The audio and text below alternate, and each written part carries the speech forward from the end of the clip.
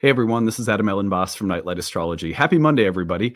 Today we're taking a look at the major astrology of the week ahead. We have some big transits coming both today as the week starts and as the week unfolds that we'll be previewing today. Mercury is opposing Jupiter and the Sun is trining Neptune at the start of the week here today. We'll be looking at that. Of course, Pluto enters Aquarius again tomorrow to stay. I've got a webinar Thursday night. Don't forget to check that out. I'll tell you how to do that later. That's going to be covering Pluto's entrance into Aquarius on Thursday night. Sun enters Sagittarius this week. Sun sextiles Pluto. Venus sextiles Saturn with a form of mutual reception that's interesting.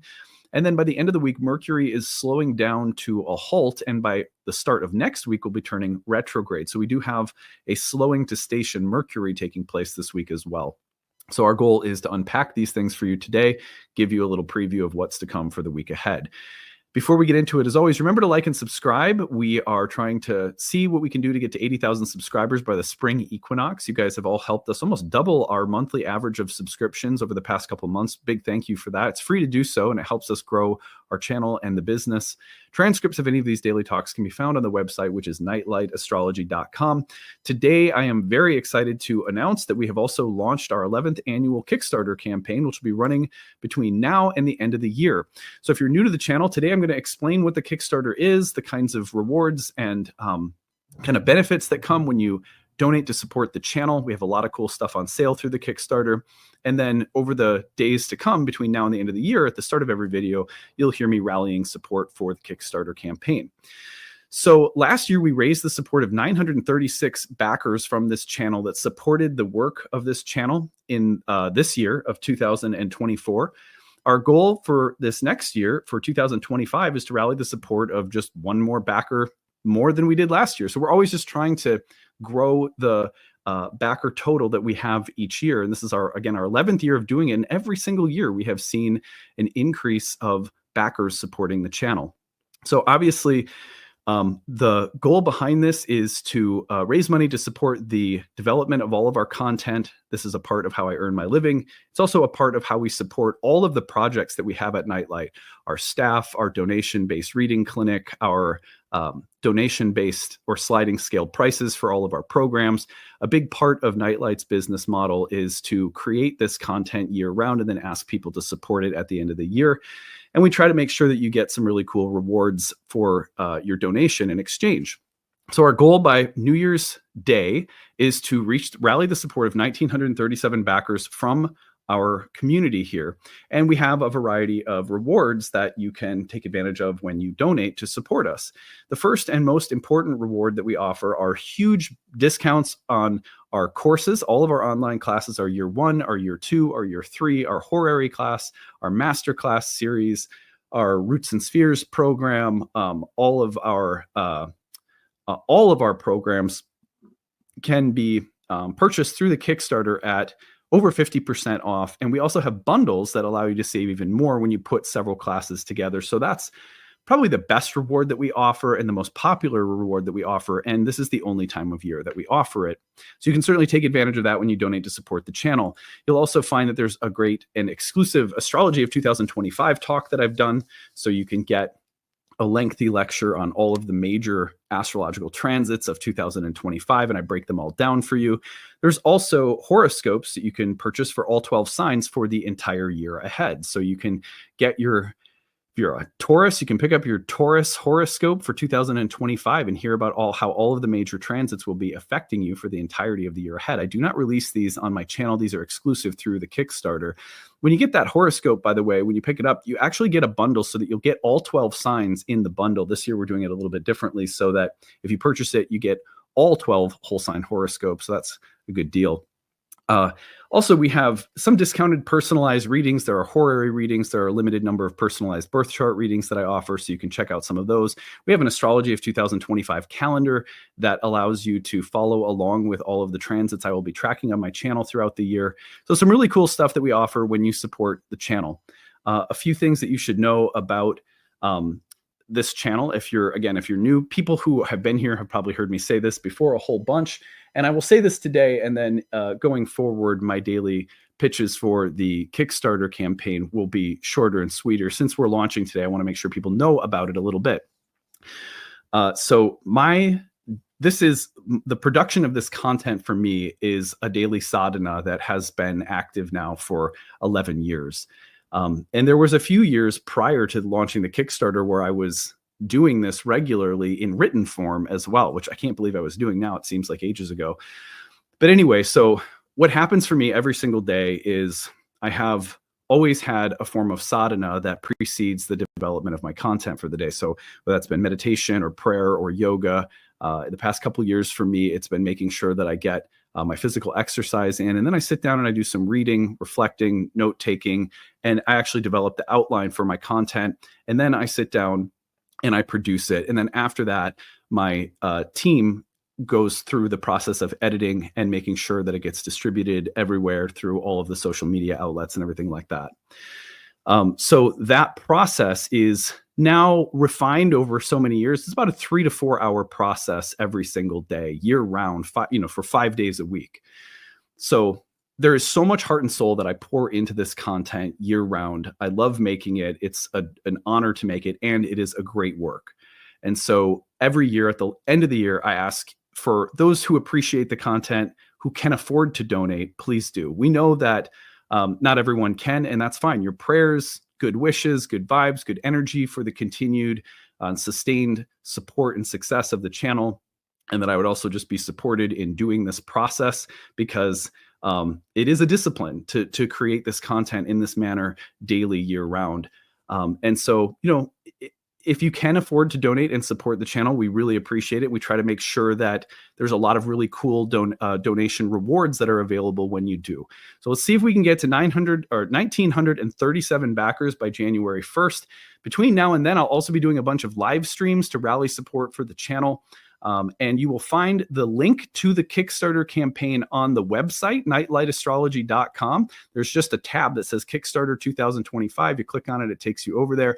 You can also find it in the comments section of this post. We post a link. And in the description of this video, we post a link.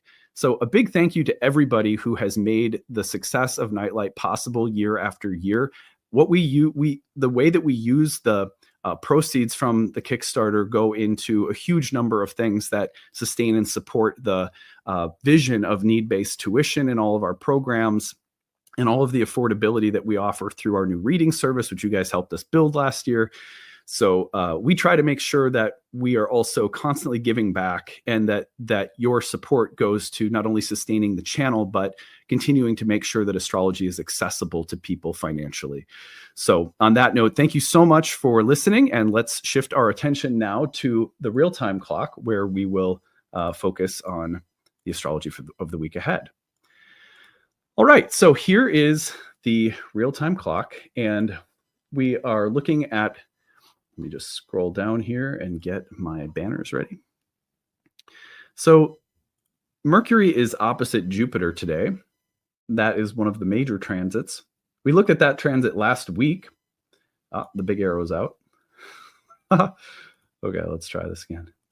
So there's Mercury opposite Jupiter.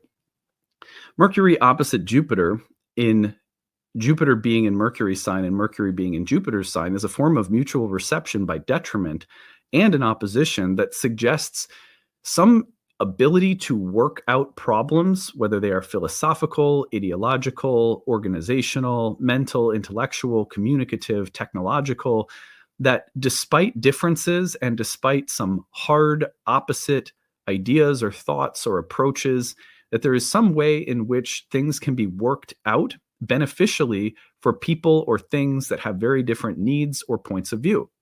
So Mercury opposite Jupiter can be about intellectual, ideological, forms of opposition. I don't believe what you believe, or you believe something that I find offensive, or whatever the case may be. With Mercury opposite Jupiter in each other's signs, there is some way, though, in which two things that look like they are opposed may stand to benefit each other in some way. There is also a way in which the way in which we communicate and the way in which messages are being received may not be the same thing. It's like I'm thinking that I'm saying one thing, but I'm being heard or perceived in another way. And Jupiter opposite Mercury can also be about the need to revise or rethink our ideas. So it stands as a great opportunity for a kind of systematic examination or reflection. What do I believe? What do I think? How does it work? Remember that this transit of Mercury opposite Jupiter will come back through Mercury's retrograde fairly soon, while Jupiter's also retrograding into a square with Saturn, and Mercury's retrograde will also reconnect it with the square to Saturn, all of which points to the idea that there is a kind of structural reformation taking place that is mental, intellectual, ideological, organizational, and that this is one of the key moments in that process. We talked about this at length last week. So if you want a deeper treatment of this transit, which is perfecting today, I'd also recommend going back to last week's video on Mercury opposite Jupiter and really just kind of considering it. I also did a video somewhat recently called Two Things Can Be True, and that would be another really good one to look at for Mercury opposite Jupiter. Now, the other transit that's perfecting today is the Sun's trine to Neptune.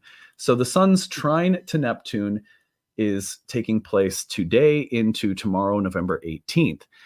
Anytime that the Sun is trine to Neptune, there is this glorious way in which ambitions and intentions, aspirations, hopes and desires, all represented by the Sun, which stands in as something like an emblem for higher ideals, archetypes themselves. The Sun is like the light of the universe and the mind of God, and all of the ideals that we have that exist in some kind of golden imagery in our mind's eye are very sun-like. Well, when you take those aspirations and you put them in a smooth, flowing, harmonious trine with Neptune, you often get that yearning for something transcendental, that sense that what I am doing is a part of something bigger than myself, that what I am doing is for the collective good, or that there is some sense of my heroic efforts being about something more than just my own heroic ego, for example, that it's about serving a collective.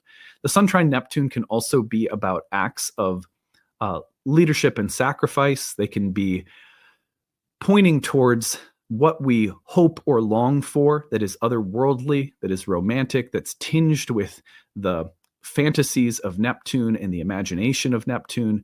So this is very watery as well, which means that there can be a way in which our aspirations we're feeling them right now. There's a really deep emotional quality to what we are longing for.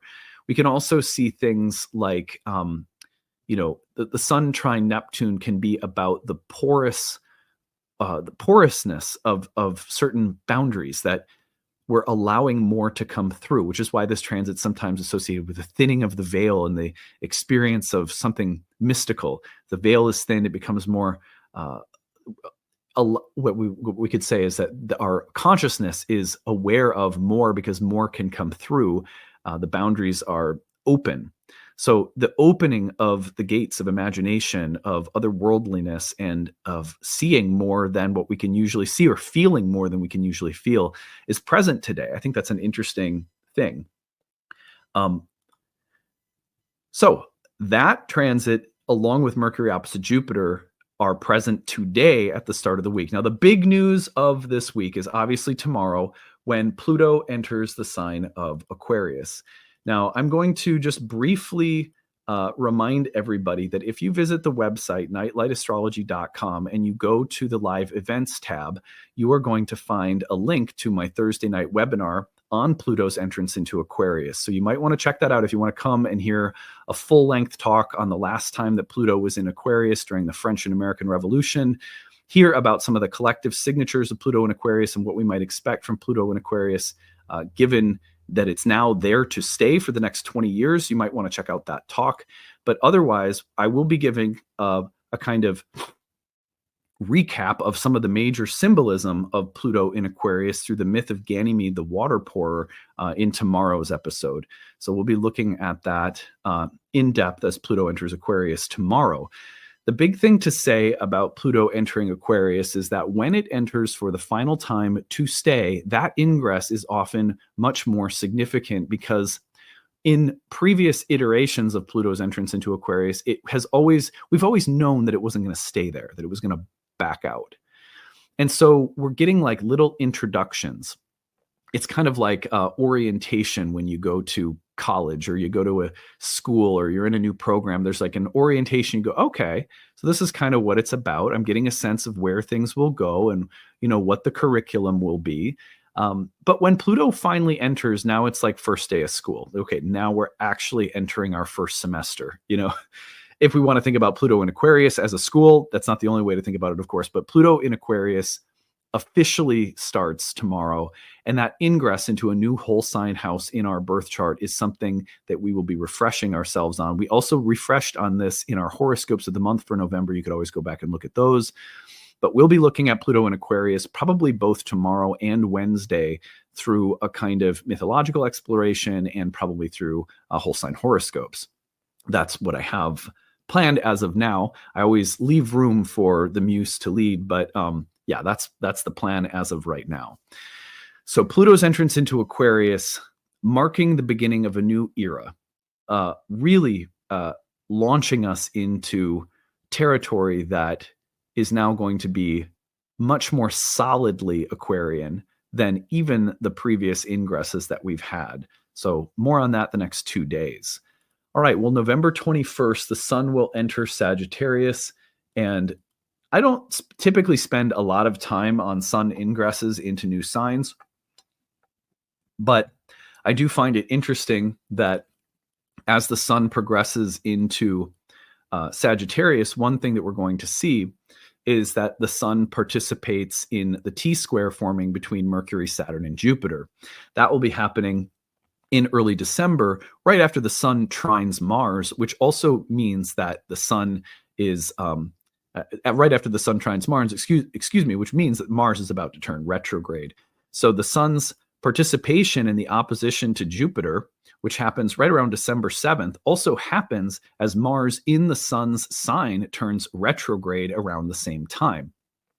That's a fascinating symbol because at the same time, Jupiter and Saturn will be entering into the square with one another. Venus will also conjoin Pluto in Aquarius. So that beginning of December is a really interesting period of time that is highlighted by the sun right in the midst of a T-square between Jupiter and Saturn. So anyway, the sun's entrance into Sagittarius is fascinating, and it suggests to me, broadly speaking, that the agenda of Jupiter becomes incredibly important over the next month. The next month by solar standards, meaning the next solar 30 days. The reason for this is that the sun will be in Jupiter's sign, Mercury and Jupiter opposite and in each other's signs, Saturn and Jupiter's sign with a square to Jupiter. What does Jupiter represent? Well, broadly speaking, we're talking about beliefs. We're talking about belief systems, and we're talking about how differing beliefs, ideals, ideologies start shaping the actual structures of various institutions or various aspects of our personal lives. So for example, this is just a very mundane example that everybody's obviously aware of already, but we are going to be seeing the shaping of the next government that's taking over in the new year in the United States, right? So the various convictions and beliefs and the way that the governmental offices and positions will be filled out by the new administration, blah, blah, blah. All of that is reflective of this kind of Jupiter-Saturn square moment with the sun moving through Jupiter's sign as well. We are really talking about convictions and beliefs and how they will be in the spotlight as a kind of reorganization is taking place. Now, that will also highlight the potential for conflicts of ideology or beliefs along the way, since we have squares and oppositions involved. But the sun's entrance into Sagittarius is important from this standpoint. So that's something to pay attention to. It's happening as we go into the weekend. That'll be Thursday, November 21st, but you'll be feeling that for sure on Thursday and Friday. Now, on the 21st, Thursday, we also have a little sextile from the sun to Pluto. So here we go. The sun sextiles Pluto on November 21st. This is a really big deal because it's a small little sextile, but we're talking about, again, that Jupiterian quality of the sun in Sagittarius, immediately sextiling Pluto in Aquarius on the 0 degree marker of Aquarius, which is where the Jupiter-Saturn, the last Jupiter-Saturn conjunction took place at the end of 2020. And so there's a way in which some of the vision and the ongoing tensions around this shift of Pluto into Aquarius, and the tensions in the collective are going to be manifest. It's a subtle little sextile. It doesn't seem like much, but because Pluto's just ingressed, because we're at the precipice of a big Mars retrograde in the sun's sign, because we have this big T-square coming up between Jupiter, Saturn, and the planets in Sagittarius, Mercury, and the sun, this little sextile will give us some clues as to what the agenda is, or what the hopes or aspirations are looking like in our own lives and in the lives of other people, and what the potential ideological conflicts might look like when it comes to how we do things, how we organize things, what we want out of something, how we're going to go about getting it. So watch for this day in particular this week to start presenting us with maybe a very clear sense of where we hope things will go, or a very clear sense of where someone else thinks something ought to go. And then from this point forward, we're probably going to be experiencing some of the building tensions around the differing ideas or beliefs or opinions that other people have, that we have, and so forth, as we're trying to reframe and recreate various structures to match new ideas. I know it's difficult to think about Jupiter Saturn for most people, because it really represents large structural shifts in the collective. Those are taking place usually on the level of institutions, organizations, businesses, law and government, etc. On the personal level, we're really talking about the moral, ideological framework of our lives, and not just, and sometimes very broadly speaking, but other times in very specific areas, like what are the guiding beliefs and thoughts and structures that exist within your relationships, or within your home or family, or within your management or relationship with money and finances, or your career, or your health. And so philosophical changes and that kind of structurally shift your psyche can take place in many different areas. If you wanted to track the most likely areas that are going to be experiencing these sort of shifts of idea and structure, you would look at the mutable signs in your birth chart. That would be the houses, especially of Gemini, Sag, and Pisces. Okay, anyway, so November 22nd, Venus will sextile Saturn. This is a fascinating little transit, because we have Venus in Saturn's sign while Saturn is in Venus's exaltation. That's a form of mutual reception that allows Venus and Saturn to work together in a very nice or cooperative manner.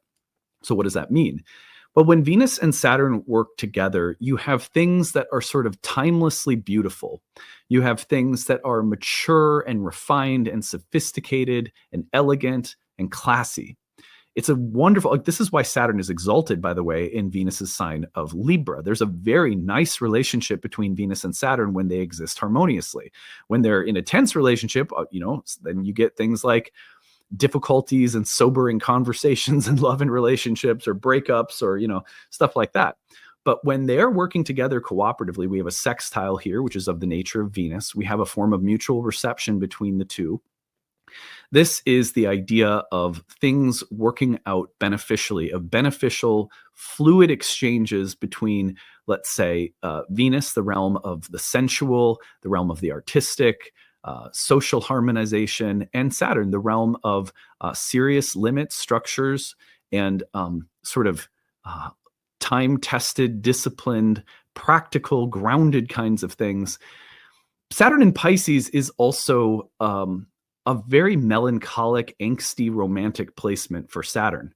I love the fact that Venus in Capricorn and Saturn in Pisces can therefore present as something that is both very sensitive and refined, imaginative, emotional, but also grounded, practical, and realistic.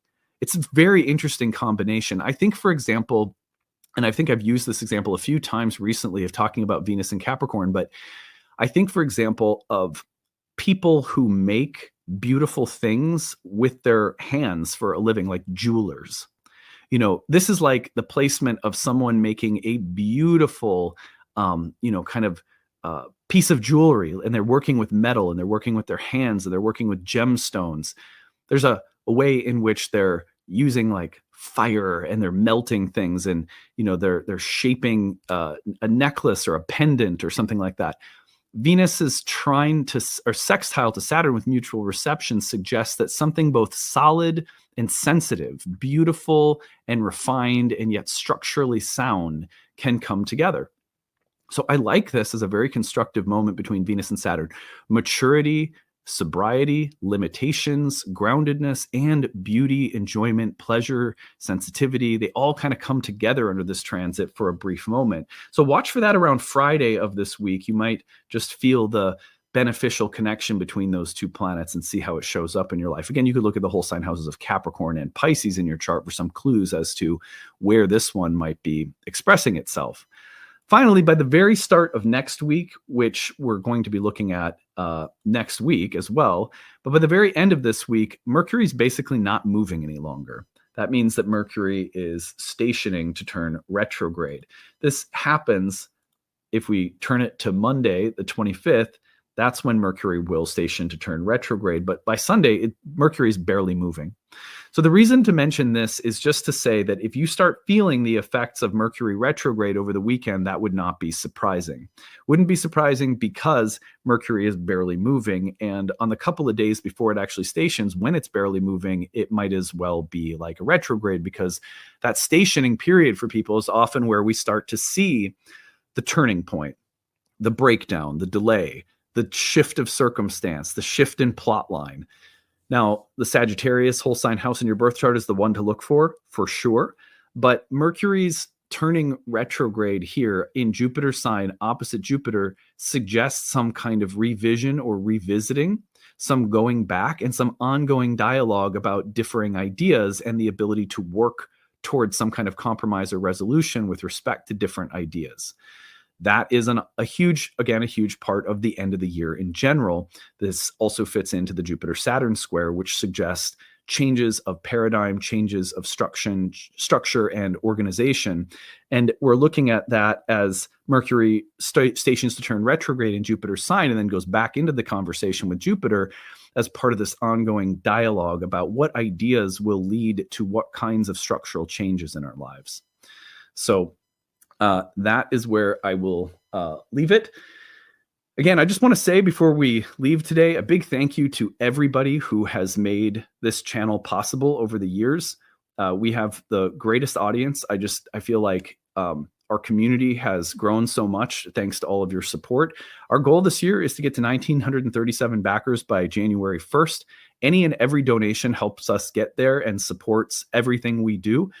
Helps me support myself and my family, helps support our staff and all of the need-based systems that we use for people.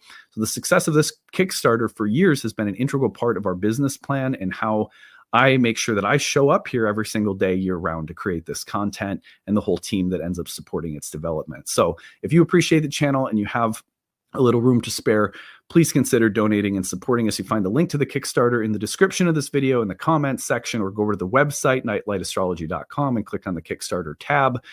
And there's tons of rewards available when you support the channel, including all of our biggest discounts for our online classes. And my wife Ashley's online classes in herbalism are also available through the Kickstarter. So you are supporting both of us by proxy if you pick up one of her classes. They're really cool. You can I'll have her come on at some point and talk to you about those programs so you can understand them a little bit more as well. All right, that's it for today. I hope you're having a good one. Take it easy. Bye.